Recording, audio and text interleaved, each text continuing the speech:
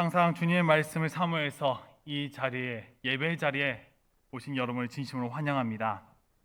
항상 주님의 그 기쁘신 그 은혜 가운데 주님의 그 사랑하심에 거하면서 나가시길 간절히 바랍니다. 어제 크리스천 투데이 인터넷 신문에서 이러한 글을 봤습니다. 오늘날 교회의 가장 중요한 문제는 정체성 상실이라는 신문 기사를 보았습니다. 자세히 보니까 미국 기독교 작가 폴 트립과 남침례 총회장인 J.D. 그리어의 대담이었습니다. 내용은 이러했습니다. 그리어는 교회가 정체성이라는 측면에서 진정 자신이 누구인지를 결정해야 하는 도전받게 될 것이라고 예상했습니다.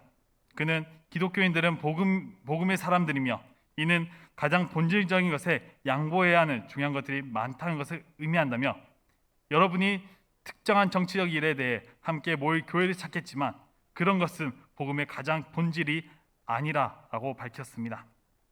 그러면서 바나그룹의 설문조사에서는 미국 청소년의 20대 및 초반의 3분의 2 정도가 많은 종교가 영생으로 이어질 수 있다는 데 동의했으며 이들 중 31%는 교회와 사회와 시간이 지남에 따라 도덕적으로 옳고 그른 것이 변한다는 의견에 강력히 동의한 것으로 나타났습니다. 이것이 과연 미국만의 일일까요? 오늘 날짜 신문에 아이군 뉴스에서는 이런 타이틀이 걸렸습니다. 청년층 탈종교화 심각, 호감 종교 없음, 16년 전에 비해서 2배 증가. 내용 중에는 다른 내용도 많이 있었지만 비종교인에게 종교를 믿지 않는 이유에 대해서 묻고 있는 항목이 있었습니다. 보니까 그 이유로는 비종교인 절반가량이 관심이 없어서 54% 정도 말했다고 합니다. 종교에 대한 불신과 실망은 19%, 정치적 시간적 여유가 없어서 17%, 나 자신을 믿기 때문에 8% 순으로 나타났습니다. 어쩌면 이 어쩌면이 아닌 현재의 상황이 이렇다는 겁니다. 이처럼 시간이 지나면 지날수록 이러한 현상은 계속해서 가속화될 것입니다. 다음 세대는 어떤 시대가 될 것인가 물어본다면 통계적으로 봤을 때 기독교인들의 삶을 살아가는 방식과 교회에서 보는 위선과 분열에 따라서 기독교를 거부할 거라는 겁니다. 이에 대해 캐나다 밴쿠버 빌리지 교회의 마크 클라스 목사는 크리스천 포스터와의 인터뷰에서 다음 세대는 통계적으로 기독교인들의 삶을 살아가는 방식과 교회에서 보는 위선과 분열에 따라 기독교를 거부할 것이다며 기독교인 부모와 교사는 예수님에 대한 명확하고 완전한 그림을 가질 책임이 있다고 말하면서 우리에게 이념적 성향에 따라서 우리는 예수의 다른 측면에 귀착하고 다른 측면을 무시하게 될 것이라고 말했습니다. 그러면서 우리는 예수를 분명하게 보호하고 우리가 잘못 이해한 부분을 채워 넣어야 한다고 권면했습니다. 혹시 이 신문 기사들을 보면서 이 신문 기사를 들으면서 어떠한 생각이 드십니까? 그냥 가만히 있으면 되는 걸까요? 아니면 그냥 시간이 지나면 해결이 되겠습니까? 우리 머릿속에는 당연한 답이 떠오릅니다. 아니, 안 된다. 이래가지고는 어떤 것도 할 수 없다. 움직여야 할 때다. 오히려 세상 가운데 그리스도인으로서 선포하며 나가야 하는 것입니다. 삶의 방식과 삶의 언어와 행동이 하나님의 모습으로 나타나야 한다는 것입니다. 나의 색깔이 아닌 나의 이념만을 수용한 것이 아니라 예수 그리스도의 그 분명하게 예수 그리스도를 보고 잘못 이해한 부분을 채워가면서 하나님의 색깔로, 하나님의 주장으로, 하나님의 뜻으로 내가 바꿔나가야 하는 것입니다. 그리스도를 구주로 믿는 우리에게, 부름받은 우리에게 더욱 나의 모습을 예수님의 모습으로 채워나가야 하는 것입니다. 이것이 곧 성장이고 나의 영이 자라나는 것입니다. 그렇게 마지막 구원까지 믿음을 지키는 일은 끝까지 성장하는 것입니다. 어떻게? 하나님의 말씀을 따라 오늘 또 내일 또 내 자신이 창조되는 것입니다. 새롭게 거듭나는 것입니다. 우리의 정체성을 인지하고 지켜나가는 것입니다. 나는 어디로부터 왔는가? 나의 존재는 어디서부터 왔는가? 그 정체성을 지키는 것입니다. 하나님은 세상에서 택하신 자를 부르시고 하나님 나라를 위한 그분을 이를 위임하십니다. 이는 우리가 걸어갈 거룩한 소명의 길입니다. 부르심 바로 그 자리에서 받은 사명을 따라 살아가는 길입니다. 오늘 말씀이 베드로전서에서도 세상 속에서 주의 백성으로 정체성과 소명을 드러내고 살라고 전하고 있습니다. 오늘 본문 말씀에서 베드로는 분명하게 전합니다. 1, 2절 말씀입니다. 그러므로 모든 악독과 모든 기만과 외식과 시기와 모든 비방하는 말을 버리고 갓난아기들 같이 순전하고 신령한 젖을 사모하라. 이는 그로 말미암아 너희로 구원에 이르도록 자라나게 하려 함이라. 주님의 보혈의 피로 말미암아 거듭난 우리가 어떤 것을 버리고 어떤 것을 사모해야 하는가? 오늘 1절 말씀에서 분명히 나옵니다. 악한 것을 모두 버리라는 겁니다. 악독, 남을 해하는 악한 행위와 기만, 목적을 가지고 상대를 속이는 것이나 외식, 속은 더러우나 겉으로 깨끗한 척하거나 시기, 감춰진 질투와 미움이나 비방하는 말, 중상모략이나 남을 험담하는 것이나 이 모든 것을 버려야 한다는 것입니다. 왜 그렇나요? 우리가 그리스도의 사랑으로 거듭났기 때문에 그렇습니다. 우리가 그리스도의 사랑으로 다시 재창조되었기에 제 삶을 얻었기 때문에 그렇습니다. 내가 그리스도인으로 거듭났다 함은 결국 삶의 모습에서 그 마음과 말과 행동에 있어서 선으로 일치된 삶을 살아야 한다는 것입니다.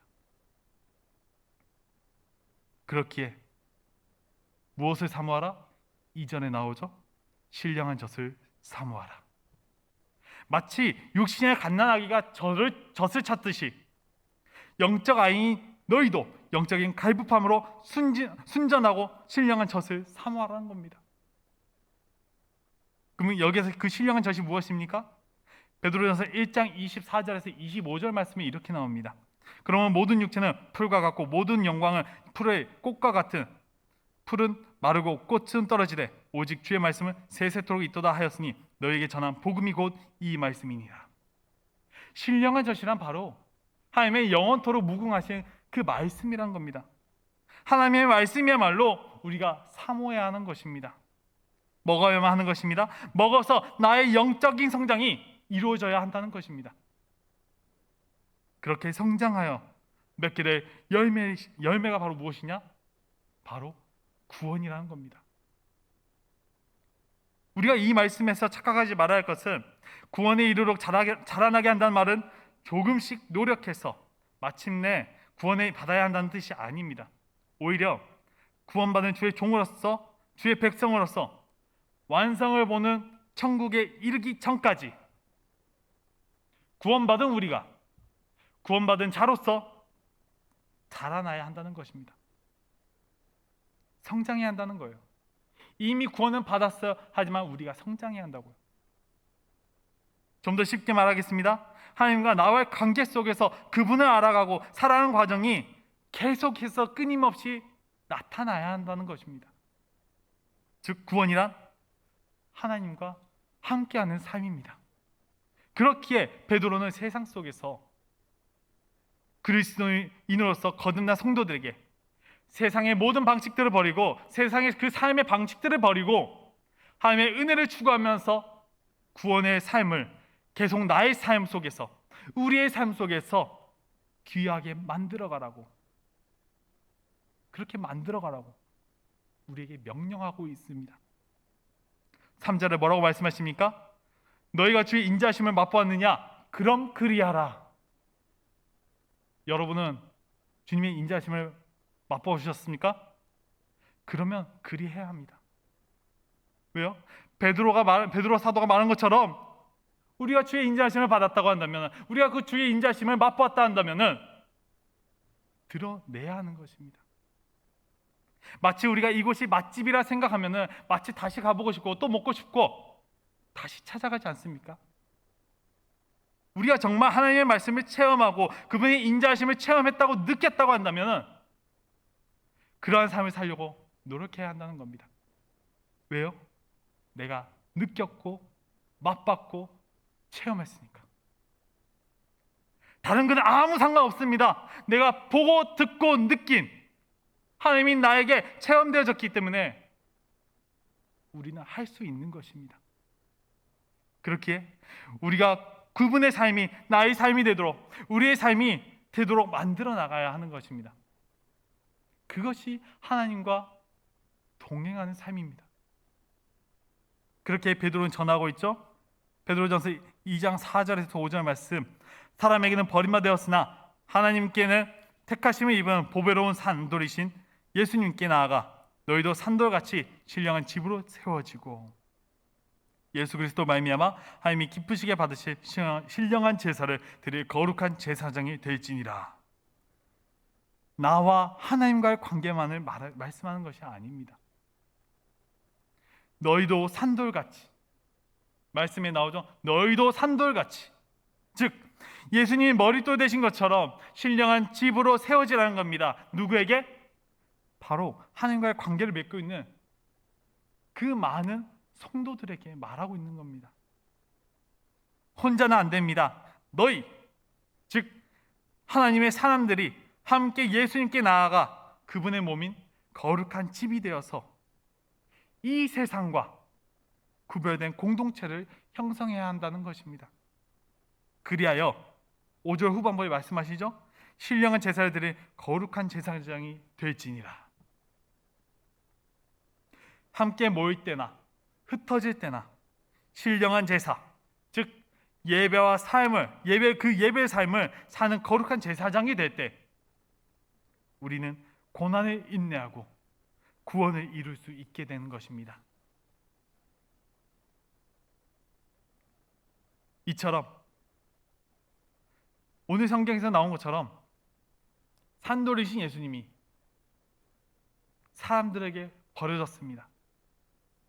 보배로운 산돌로 예수님을 표현하고 있지만 마치 건축자의 그 비유와 건축자의 그 비유를 통해서 오늘 말씀에 보면은 건축자의 그 비유를 통해서 건축자들이 버린 버린 돌들이 모퉁이의 머릿돌이 되었습니다. 머릿돌은 그 건물의 기초가 되는 건물을 대표하는 돌입니다. 예수님께서는 사람들에게 버림받으셨지만 하나님께서 하나님의 나라를 세우시는 머릿돌로 삼으셨습니다. 산돌이란 표현은 유대인들에게 메시아를 일컫는 표현으로 일컬어져 있습니다. 돌이 살아있다는 것에서 생명 대신 그리스도의 정체를 떠올리게 하기에 그렇습니다. 그렇기에 보배로운 산돌을 믿는 자는 어떻게 됩니까? 하나님 앞에서 부끄러움을, 심판을 당하지 않는 것입니다. 이사야 28장 16절에 이렇게 말씀합니다. 그러므로 주 여호와께서 이같이 이르시되 보라 내가 한 돌을 시온에 두어 기초를 삼았으니 곧 시험한 돌이요 귀하고 견고한 기초돌이라. 그것을 믿는 이는 다급하게 되지 아니하리로다. 보배로운 산돌이신 예수님 믿는 자는 하나님 앞에서 부끄러움을, 심판을 당하지 않습니다. 아까 본 이사야 본문에서 다급하게 되지 아니하리로다 라고 되어 있는 것처럼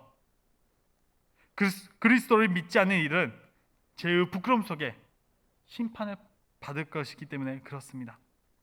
더욱 이 일이 다급하게 다뤄지는 것은 그 심판의 날이 도적같이 이를 것이기 때문에 그렇습니다.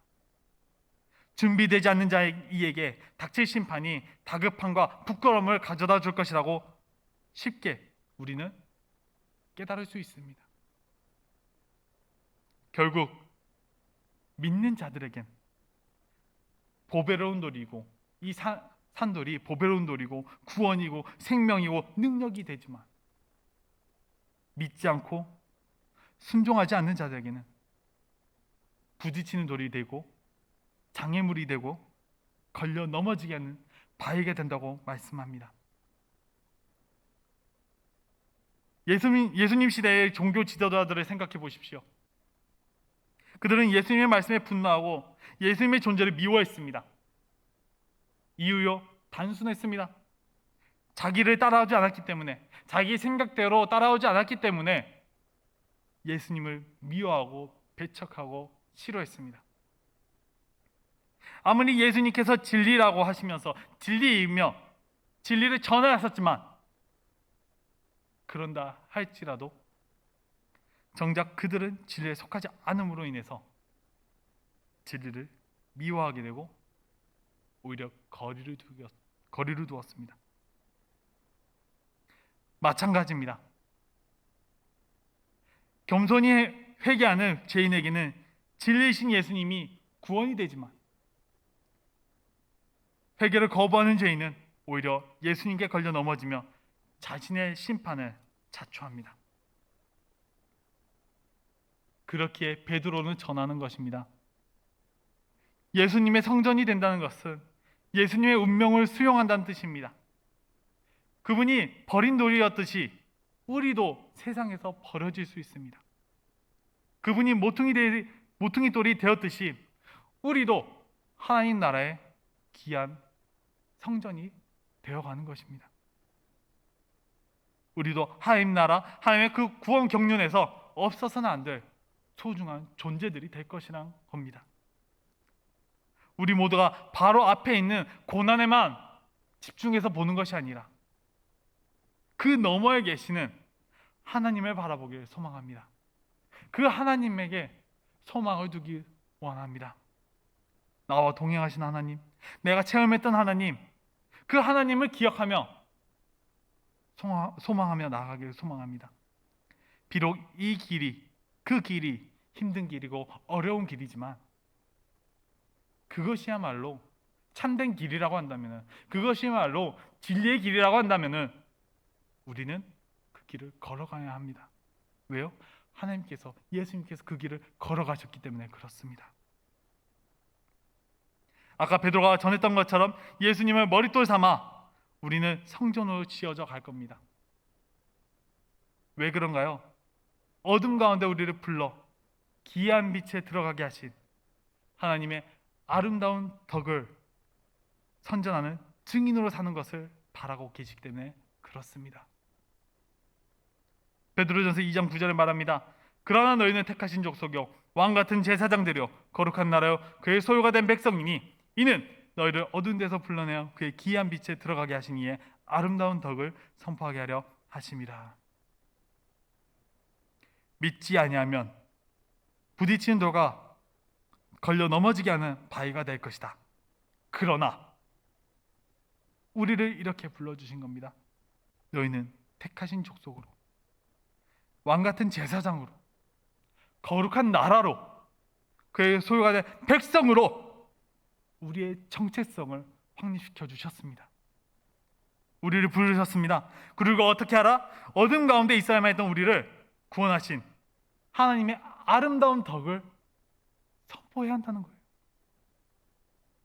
하나님으로부터 우리가 받은 그 긍휼과 사랑을 세상 속에 마음껏 자랑하라는 겁니다. 선포하는 겁니다. 세상의 정의를 거절하고 하나님과의 관계 속에서 형성된 그 정체성을 가지고 살아가는 새 언약의 백성으로 살아가라는 겁니다. 구약에 의하면 하나님의 언약 백성을 선택하신 이유가 있었습니다. 바로 세상으로 하여금 하나님을 알게 하고 세상을 하나님과 연결해주는 통로 역할을 하게 했습니다. 새 언약의 백성도 율법의 뜻인 하나님 사랑과 이웃 사랑을 통해 창조주 하나님을 세상에 나타내고 드러내야 하는 것입니다. 하나님은 이스라엘에서 기름 부으신 왕과 제사장을 통해 나라를 통치하시고 열방에 자기의 이름을 알리셨습니다. 이제 신약 시대는 만왕의 왕이신 그리스도의 통치가 예루살렘을 넘어서 온 유대와 사마리아 땅끝까지 이르러 널리 퍼져나가게 될 것입니다. 이를 위해서 하나님께서는 왕과 제사장, 선지자들에게 국한되었던 통치자와 선포자로서의 역할을 성령을 받은 모든 성도들에게, 성령을 받은 그 모든 성도들에게 주셨다는 겁니다. 성도는 세상이 그리스도의 구원을 보고 그의 다스리심 앞에 굴복하도록 증거할 책무를 다해야 합니다. 우리를 자녀 삼아주시고 주님의 백성으로 삼아주시는 그 은혜에 감사하면서 주의 백성으로 선포하며 살아가시길 간절히 바랍니다. 베드로전서 2장 10절 말씀하십니다. 너희가 전에는 백성이 아니더니 이제는 하나님의 백성이요 너희는 국류를 얻지 못하였더니 이제는 국류를 얻은 자니라. 과거엔 아니었지만 이제는 백성으로 불리고 하나님의 국류를 얻었습니다. 지금 우리에게도 베드로 사도는 동일하게 전하고 있습니다. 예수님을 인해 새 언약 백성이 된 우리 역시 같은 소명이 있다는 것을, 하나님의 제사장으로 그분의 뜻에 순종함으로 하나님을 드러내고 예수님을 통해 세상 사람들을 하나님과 연결시키는 통로로서 살아가게 하려 하는 것입니다. 우리를 왕같은 제사장으로 삼으신 이유가 무엇이냐? 그리스도의 아름다운 덕을 선포하게 하려 하시려고 우리 이 자리에 부르셨습니다. 한번 주의 인자하심을 맛본 것으로 충분하지 않습니다. 하나님의 말씀을 따라 우리의 정체성을 지키며 살아가는 것, 그것만이 살 길입니다. 그리스도인은 세상을 등지거나 세상과 척지지 말아야 합니다. 우리의 소명은 세상을 위해 그리스도의 아름다운 덕을 선포하는 것입니다. 그렇기에 교회 공동체 안에서 하나님의 말씀의 확증을 받으며 세상을 해석하고 평가하고 우리가 붙들어야 할 소망을 새롭게 하는 것입니다. 주님의 사랑 안에서 만족을 누리며 세상 가운데서도 주의 백성으로서 당당히 선포하며 나아가시길, 그런 사명 감당 잘하는 저와 여러분이 되기를 간절히 소망합니다. 기도하겠습니다.